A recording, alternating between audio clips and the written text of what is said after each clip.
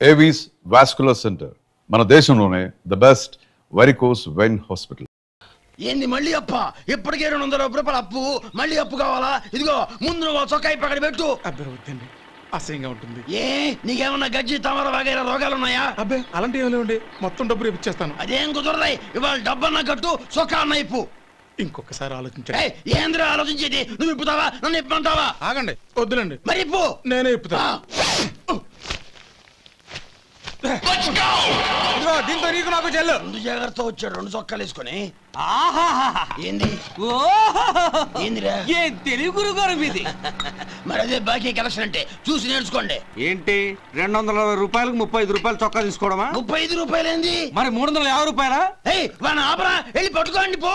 ఏంటి పట్టుకునేది? ఆడు bus ఎక్కడము, bus వెళ్ళిపోవడం అన్ని అయిపోయినాయి. నాకు జీతం పెంచవు గానీ డబ్బులన్నీ దొబ్బెట్టుకో. ఇక నువ్వు అధిక ప్రసంగం చేయమాక. ఈ షర్ట్ నాకు నచ్చింది. నచ్చితే అవ్వా అవ్వా అవ్వా.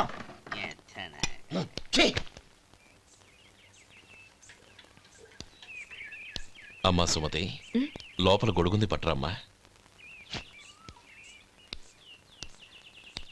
అక్క, పెదబాబు గారికి గొడుగు కావాలంట. అక్కడుందమ్మా, తీసుకెళ్ళు. నాకు వేరే పనులు, నువ్వే తీసుకెళ్ళు.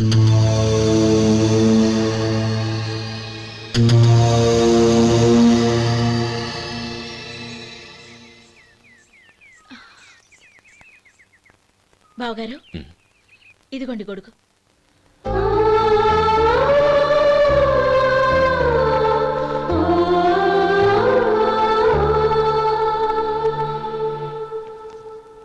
నమస్కారం పెద్దాయన. ఇక్కడేం చేస్తున్నారు? ఏం లేదు, మా ఆఖరి తమ్ముడు శేఖరం డాక్టర్ చదవడం పూర్తయింది. ఇంకో వారం రోజుల్లో వస్తున్నాడు. వాడి కోసం హాస్పిటల్ సిద్ధం చేయిస్తున్నాను. ఎంత మంచి మాట చెప్పారండి. వస్తానండి. మంచిది. అయ్యా, తమరి దయ వల్ల అమ్మాయి పెళ్లి కుదిరింది. అలాగా, మంచిది. వచ్చే నెల 15వ తేదీ ముహూర్తం. ఓహో, తమరు కుటుంబంతో సహా దయచేయాలి. అలాగే.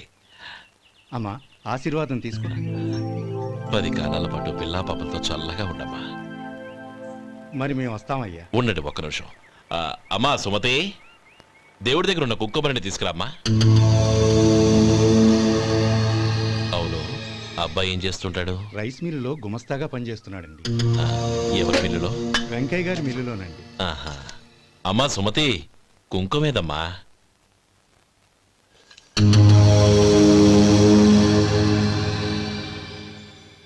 అన్నయ్య,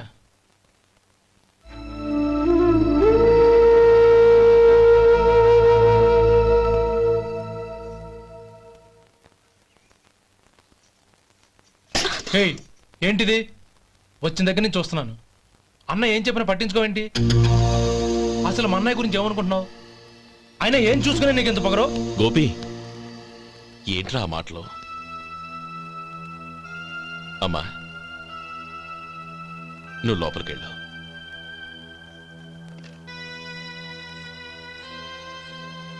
రే గోపి, కొత్త కదరా, ఎందుకలా కంగారు పెడతావు?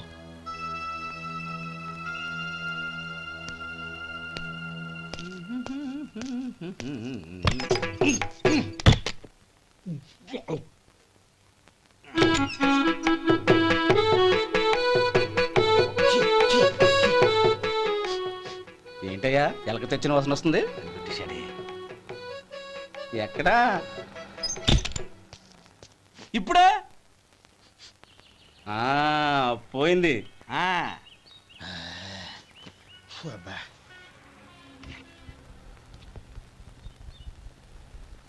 ఏమయ్యా, కాలు ఇలా ఊగుతూ ఉంటే టిఫిన్ ఎలా చేసేది? నా కాలు ఊగడానికి నువ్వు టిఫిన్ చేయడానికి ఏంటి సంబంధం? నేనంటుంది నీ కాలు గురించి కాదయ్యా, మరి ఈ కాలు గురించి. ఆ ముక్క ముందే చెప్పొచ్చుగా. ఉడతలో బిగ్గేసిన తాట్యంకలాగా బొత్సు నువ్వును. ఒరే సొంటి, ఆడి కింద ఒత్తిట్టు. అలాగే.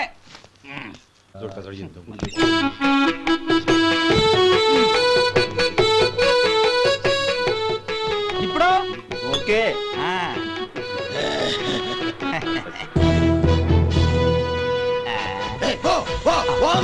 ఎన్నిసార్లు చెప్పాలి నీకు?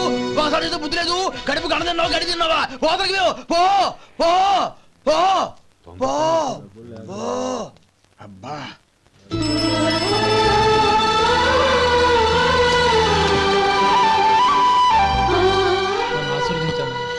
భగవంతుడు నిన్ను చల్లగా చూస్తాడు. ఏంట్రా విషయం? నాకు పోస్టింగ్ ఆర్డర్ వచ్చింది. అలాగా? మన ఊళ్ళోనే నన్ను ఎస్ఐగా అపాయింట్ చేశారు. చాలా సంతోషంరా.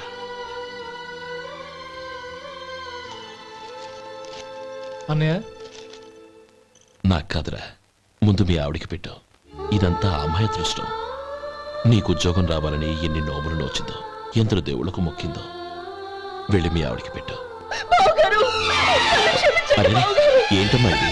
లేదు బావగారు, నా మొహం చూస్తే ఎలాంటి పనైనా నాశనం అయిపోతుందని, నేను నష్ట జాతకురాలని మా నాన్న ఎప్పుడు అంటుండేవారు. అదే నా మనసులో నాటుకుపోయింది.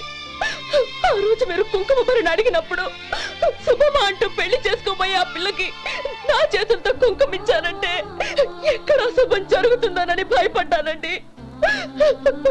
అందుకేనండి మీరు బయటికి వెళ్తూ గొడుగు అడిగినా ఇవ్వకపోవడం, ఎవరు రాకపోవడం. అంతేగాని నా బతుకులో వెలుగు నింపిన మిమ్మల్ని అవమానించేంత దుర్మార్గురాలి కాదండి నేను. లేమ్మా. ఏంటమ్మా ఇది? చిన్నపిల్లల లేదండి, నాకు అదృష్టం ఉందని, నా పూజకు ఓ విలువ ఉందని మొట్టమొదటిసారి అందు మీరే. ఈ క్షణమే నా ప్రాణాలు పోయినా పర్వాలేదు బావగారు, ఆ ఒక్క మాట చాలు. ఊరుకో. మంచి చెట్లకు మనుషులే కారణమైతే ఇక గుళ్ళెందుకు, దేవుళ్ళెందుకు? పిల్లెదురొస్తే అశుభమని, నక్కతోక తొక్కితే శుభమని అంటారు. అలా అయితే అందరూ ఇళ్లలో నక్కల్నే పెంచుకోవచ్చుగా. అలా ఎందుకు చేయరు? మంచి చెడు అన్నది మనుషుల మనసుల్లో ఉంటుందమ్మా, ఆశీర్వదించే చేతుల్లో కాదు. ఇక మీదట నేనెప్పుడూ నీ కళ్ళలో నీళ్లు చూడకూడదు, సరేనా? రే, అమ్మాయికి తీపి తినిపించు.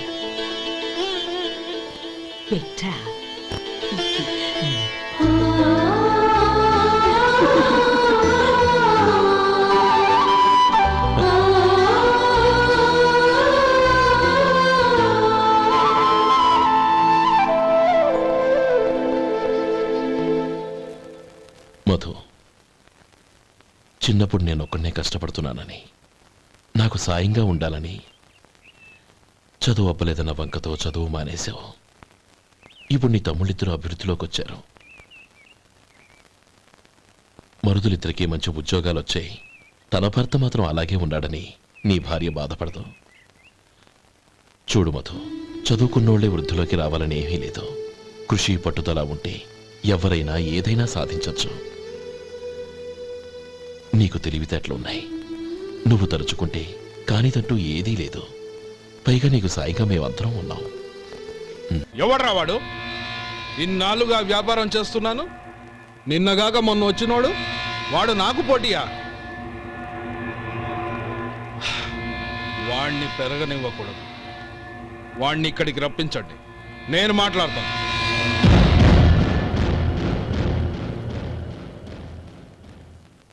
నమస్కారం అండి. హ్మ్. రమ్మన్నారంట? నీ పచ్చళ్ళ కంపెనీ మూసేయాలి. నీకెంత కావాలి? 5 లక్షలు ఇస్తాను, చాలా? 5 లక్షలు కాదు, 50 లక్షలు ఇచ్చినా నా కంపెనీ మూయడం జరగదు. బాగా ఆలోచించుకొని చెప్పు. ఈ వ్యాపారంలో పుట్టి పెరిగినోడిని, నాతో పోటీ పడకు. నా చేతి కింద 6,000 మంది పనిచేస్తున్నారు. ఆంధ్ర మొత్తం నాకు బ్రాంచులు ఉన్నాయి. నేనే మార్కెటింగ్ చేయలేకపోతున్నాను. ఆఫ్టర్ ఆల్ ఒక కుటీర పరిశ్రమలా పెట్టుకొని నువ్వెలా మార్కెటింగ్ చేయగలవు? 6,000 మంది వర్కర్స్ని పెట్టుకుని ఆంధ్ర మొత్తం బ్రాంచీలున్న మీరే నా కంపెనీ చూసి భయపడుతున్నారంటే నా సరుకులో నాణ్యత ఉందనేగా. ఆ నాణ్యత ఉన్నంత వరకు నాకెవరూ పోటీ కాదు. ఈ ప్రపంచంలో నేను ఎక్కడైనా మార్కెట్ చేయగలను. వస్తాను.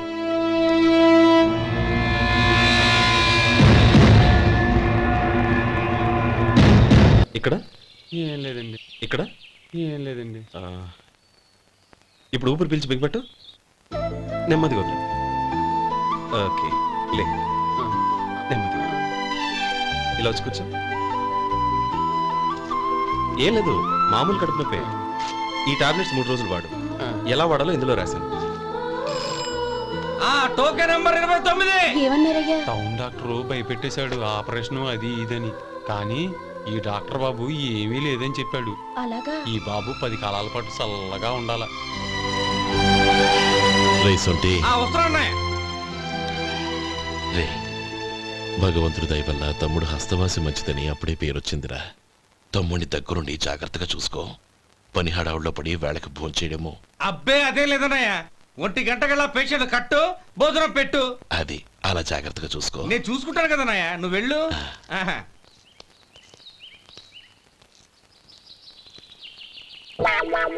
అయ్యో ఏంటయ్యా ఉంటున్నాడా ఈ దెబ్బలు? ఏదైనా యాక్సిడెంటా? అదేం కాదండి, మరి గోరు కొరికినందుకు ఎలక్ట్రిక్ స్తంభాన్ని కట్టేసి ఇలా రక్తం వచ్చేలా కొట్టారండి. ఊరు కురికినందుకు ఎలక్ట్రిక్ స్తంభాన్ని కట్టేసి ఇంతలా కొడతారా? వాళ్ళు అసలు మనుషులా రాక్షసులా? చాలా థ్యాంక్స్ అండి, కనీసం మీరైనా అర్థం చేసుకున్నారు. వాళ్ళు అర్థం చేసుకోలేదండి.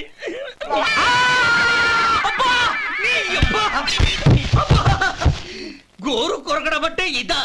నిన్ను కొట్టడం కాదురా, నిలువురా నరికేయాలి. మన 2 ఊర్ల పొలిమేరలో ఉన్న ఈ మల్లికార్జున స్వామి వారి దేవాలయం జీర్ణదశలో ఉందన్న విషయం మీ అందరికీ తెలుసు. ఇన్నాళ్ళు మీ ఊరు వాళ్ళు పట్టించుకుంటారని మా ఊరి వాళ్ళు, మా ఊరి వాళ్ళు పట్టించుకుంటారని మీ ఊరి వాళ్ళు దీన్ని ఇలా వదిలేశారు. ఈ గుడి మీ ఊరికి ఎంత ముఖ్యమో మా ఊరికి అంతే ముఖ్యం. కాబట్టి మన ఇరు గ్రామ ప్రజలు కలిసి దాన్ని బాగు చేయించి కుంభాభిషేకం చేయించాలనే సదుద్దేశంతో ఒక కమిటీని ఏర్పాటు చేశాం. ఈ కమిటీలో 2 గ్రామాలకు సంబంధించిన ప్రముఖులు ఉన్నారు. కమిటీ ప్రెసిడెంట్గా ఎవరిని ఎన్నుకోవాలనే విషయంలో శ్రీ గోపాలరావు గారి పేరు, శ్రీ లక్ష్మీపతి గారి పేరు పరిశీలనలోకి వచ్చాయి. అందువలన మేమందరం బాగా ఆలోచించి తర్జన భర్జనలు చేసిన మీదట శ్రీ గోపాలరావు గారే అన్ని విధాలా ప్రెసిడెంట్ పదవికి అర్హులని ఈ కమిటీ నిర్ణయించడం జరిగింది.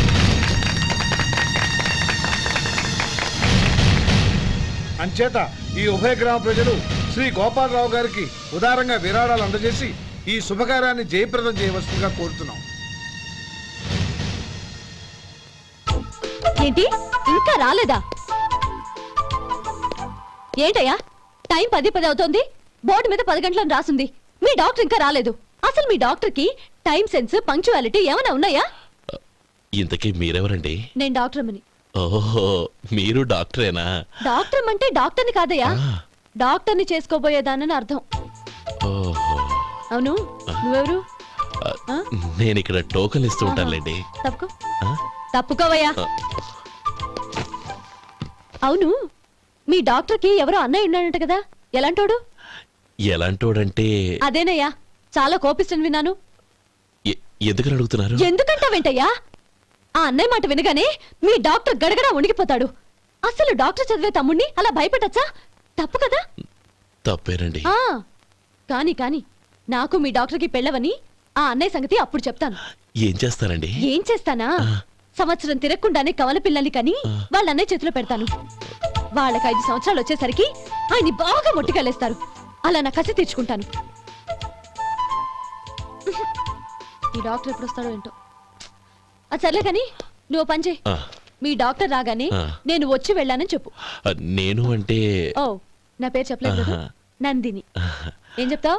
అదేనండి, నందిని గారు వచ్చి వెళ్ళారు అని చెప్తాను. గుడ్, పైకొస్తావు.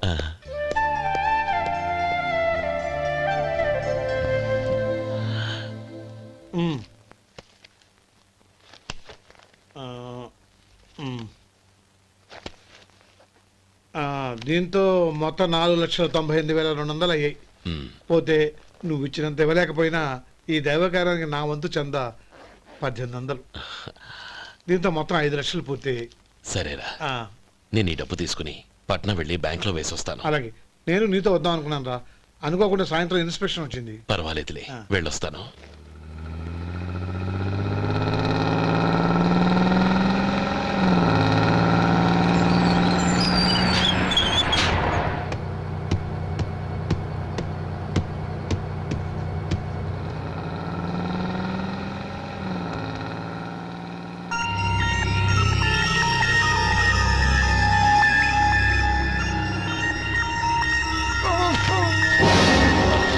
అయ్యో మూర్ఛ మూర్ఛ, బసాపండి బసాపండి.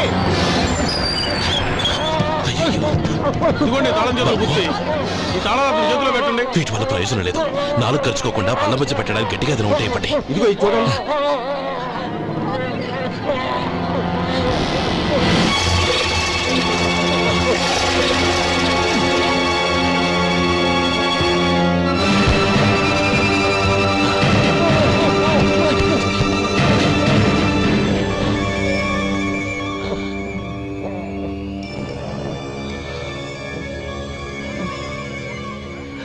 మీరు వెళ్ళి మీ సీట్లో కూర్చోండి, కొంచెం గాలాండివ్వండి. ఇప్పుడు ఎలా ఉంది బాబు?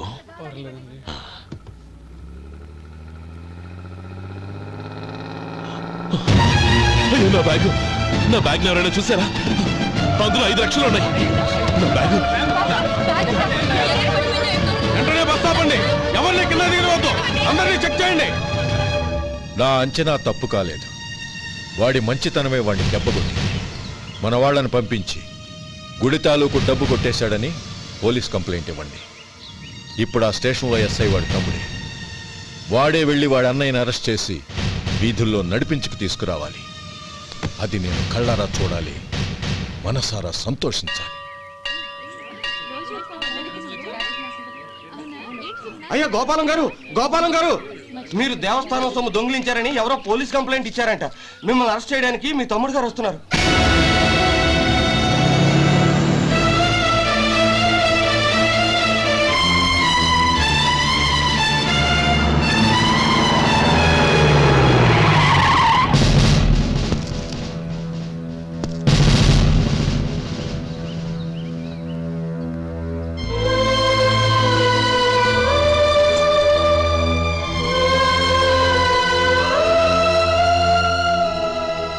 చూడు గోపి, ఎప్పుడు నువ్వు ఉద్యోగంలో చేరావో అప్పుడే తనా పరానే తేడా మర్చిపోవాలి.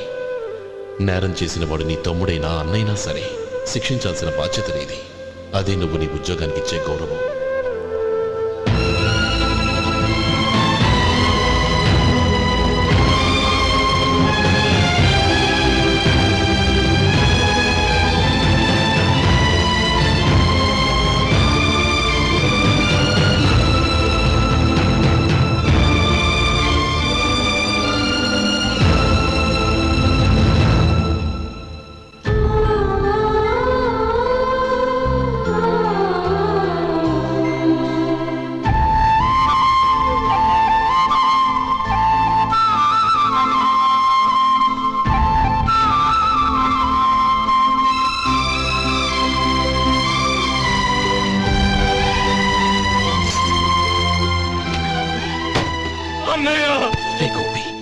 ఏమిట్రా ఇది? నన్ను క్షమించన్నయ్య. నేను కోరి ఉద్యోగుల చేరిన మాట నిజమే, కానీ ఇలాంటి పరిస్థితి ఎదురవుతుంది అనుకోలేదు. నా ఒంట్లో ప్రతి రక్త పొట్టు నీ భిక్షనన్నయ్య.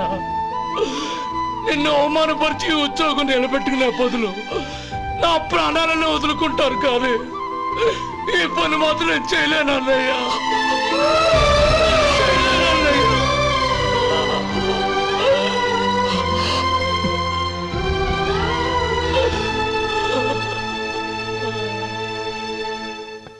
ఏరా, ఇన్నేళ్లు కష్టపడి సంపాదించిన ఉద్యోగానికి రాజీనామా చేస్తావా?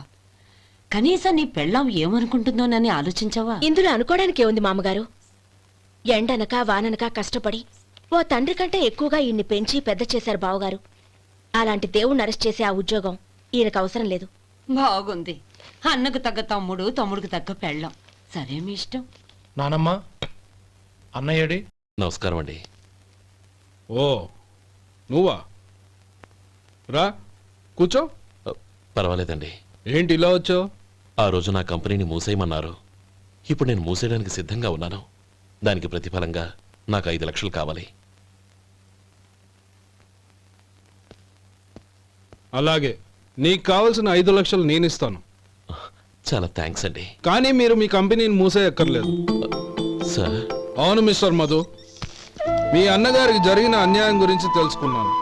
మీ కుటుంబం గురించి కూడా విన్నాను. సహజంగా అందరూ ఐకమత్యానికి ఉదాహరణ రామలక్ష్మణులు అంటారు. కానీ ఆ రామలక్ష్మణులు ఎలా ఉంటారనేది పుస్తకాల్లో చదవడం తప్ప ఎవ్వరూ చూడలేదు. మీ అన్నదమ్ములను చూస్తే ఆ రామలక్ష్మణులు ఇలాగే ఉండేవారేమో అనిపిస్తుంది. అలాంటి కుటుంబానికి ఇలాంటి ఇబ్బంది రావడం నిజంగా దురదృష్టం. రామునికి హనుమంతుల్లా కాకపోయినా ఏదో ఉడతా భక్తిగా నా వల్ల వీలైన సహాయం ఈ 5 లక్షలు తీసుకో. మీ కంపెనీ పేరు మీదే అన్ని సరుకులు తయారు చేయండి. నేను వాటిని ప్రపంచమంతా మార్కెటింగ్ చేస్తాను. సార్, మీ రుణం ఉంచుకోను, తొందరలోనే తీర్చేస్తాను. స్నేహితుల మధ్య రుణాలేంటి మధు? We are friends.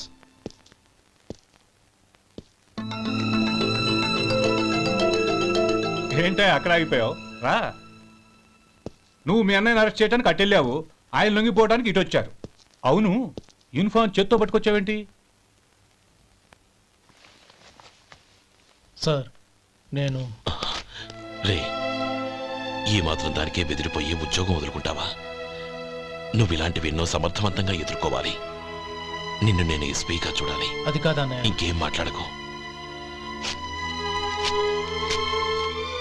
ఇన్స్పెక్టర్ గారు, నన్ను లాకప్లో పెట్టండి. ఆగండి సార్, ఆ డబ్బు ఎక్కడికి పోలేదు, నేనే తీసి జాగ్రత్త చేశాను. ఈ విషయం అన్నయ్యకి తెలియక బ్యాగులో డబ్బు కనబడకపోవడంతో అది పోయిందనుకున్నాడు. నే పట్నం నుంచి వచ్చేసరికి జరిగిన గొడవంతా తెలిసిందే. రే మధు, జరిగిన దానికి నన్ను క్షమించనయ్యా. ఇంటికి వెళ్ళాక అన్ని వివరంగా చెప్తాను. సార్, ఇదిగోండి 5 లక్షలు. ఇది కమిటీ వాళ్ళకి అప్పగించి ఈ కేసు కొట్టేయండి సార్. భలే వాడివయ్యా, తీసినప్పుడు ఒక మాట ఆయనతో చెప్పుండొచ్చుగా. అనవసరంగా పెద్ద ఆయన స్టేషన్ వరకు రప్పించావు. Sorry sir. అన్నయ్య, మీరింటికి వెళ్ళండి, నేను లెక్క అప్ప చెప్పేసి వస్తానండి. అలాగే. ఎలా దెబ్బ కొట్టాలన్నా కుదరటం లేదు. అయినా వీళ్ళకు ఉన్న పళ్ళంగా 5 లక్షలు ఎలా వచ్చాయి? అదే బావా, నాకు అర్థం కావటం లేదు. నీకు అర్థమైతే ఆశ్చర్యపడాలి కానీ అర్థం కాకపోతే ఆశ్చర్యమేముంది? Useless fellow.